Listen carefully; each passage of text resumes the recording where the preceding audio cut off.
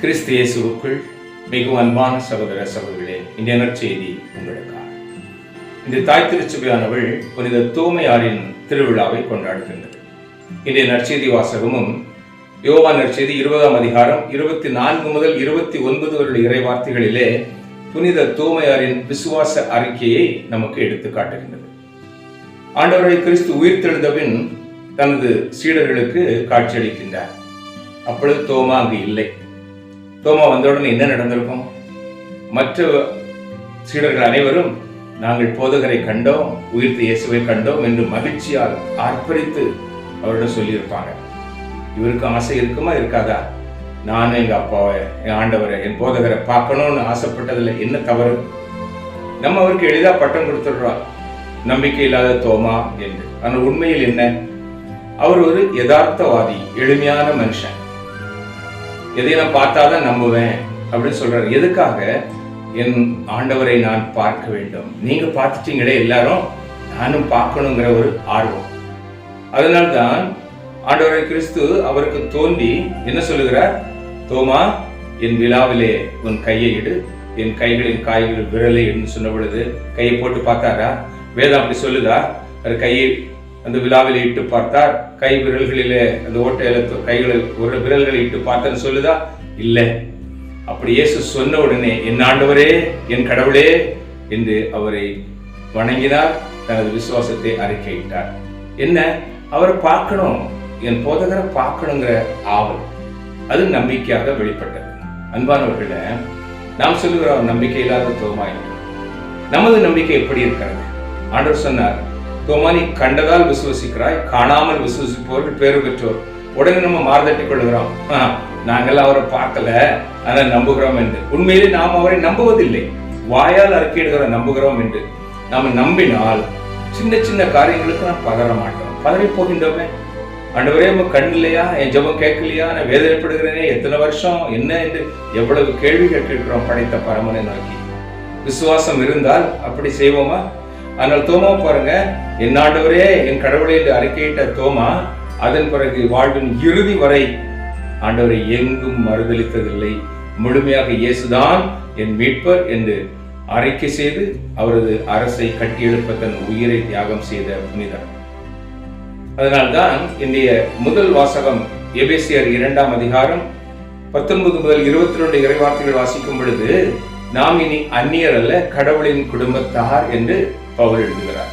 கடவுளின் குடும்பத்தார் என்றால் நாம் எப்படி கடவுளின் குடும்பத்தார் ஆவோம்? கடவுளின் குடும்பத்தார் என்பவர்கள் கடவுளை முழுமையாக விசுவசித்து அவருக்காக தன் வாழ்க்கையை அர்ப்பணித்தவர்கள் என்று இருக்கிறார்களே நம்மை சுற்றிலும். அந்தோனியார், சவேரியார், புனித தோமையார், அன்னை தெரசா, அல்போன்சம்மாள், தேவசகாயம், இவர்களெல்லாம் கடவுளோடு இணைந்தவர்கள். நாமும் அவர்களைப் போல இறைவனை விசுவசித்து அவரை பின்பற்றி அவருக்காய் உயிரை கூட தியாகம் செய்யும் அந்த ஆண்டவரின் மேல் கொண்ட அன்பு இருக்குமானால் நாமும் கடவுளின் குடும்பத்தார் என்று பவுல் எழுதுகிறார். அன்பானவர்களே, முதல்ல தோமாவை போல நானாக இருக்க வேண்டும். பிறர் சொல்லுகிறார்களே என்று நாம் உடனே நம்ப வேண்டாம் யாரையும். நான் என் கடவுளை என் வாழ்விலே நான் அனுபவித்து நம்ப வேண்டும், அவரை அன்பு செய்து நம்ப வேண்டும், இறைவார்த்தையை வாசித்து தியானித்து அவரை அடையாளம் கண்டு அந்த உண்மையை அறிந்து நம்ப வேண்டும். யதார்த்த மனிதன். நான் நானாக இருக்கின்றேனா? முதல்ல நான் நானாக வாழ முயற்சி செய்ய வேண்டும், யதார்த்தமா இருக்க வேண்டும், எளிமையா இருக்க வேண்டும். அப்படி நான் நானாக இருந்தால் இறைவனை நாம் அன்பு செய்வோம்.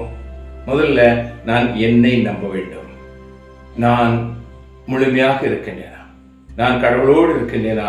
இல்லை நான் கடவுளை விசுவசிக்கிறேன் என்று வார்த்தையால் சொல்லி வாழ்வால் விலகி இருக்கின்றேனா? என்னை நான் முதலில் அலசி ஆராய்ந்து என்னை நான் நம்ப வேண்டும். அல்லேலூயா. எனவே அன்பு சகோதர சகோதரிகளே, இந்த உலகம் ஒரு நாடக மேடை.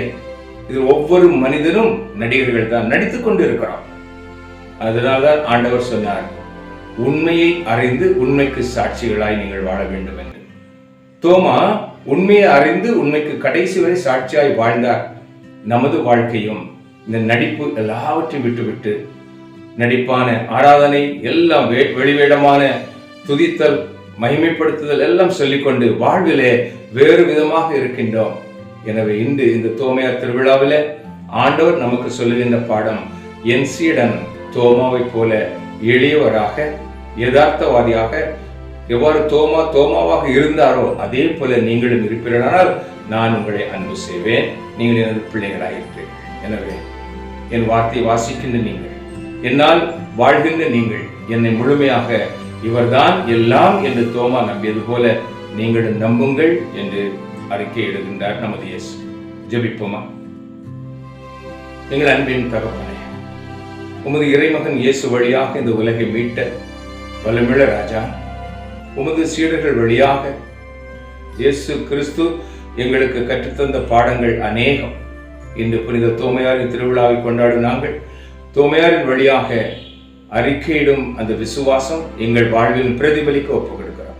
நாங்களும் என் ஆண்டவரே, என் கடவுளே என்று அறிக்கை செய்து, ஆண்டவரே உம்மை முழுமையாக நம்பி வாழ்வின் இறுதி வரை திரும்பி பார்க்காத ஓட்டம் ஓடி புனித தோமையாரை போல நாங்களும் மகிமையின் கிரீடத்தை பெற்றுக்கொள்ள எங்களை ஆசீர்வதிக்க வேண்டும் என்று அன்னை மரியாளோடு சேர்ந்து துதித்து ஒப்புக் கொடுக்கிறோம்.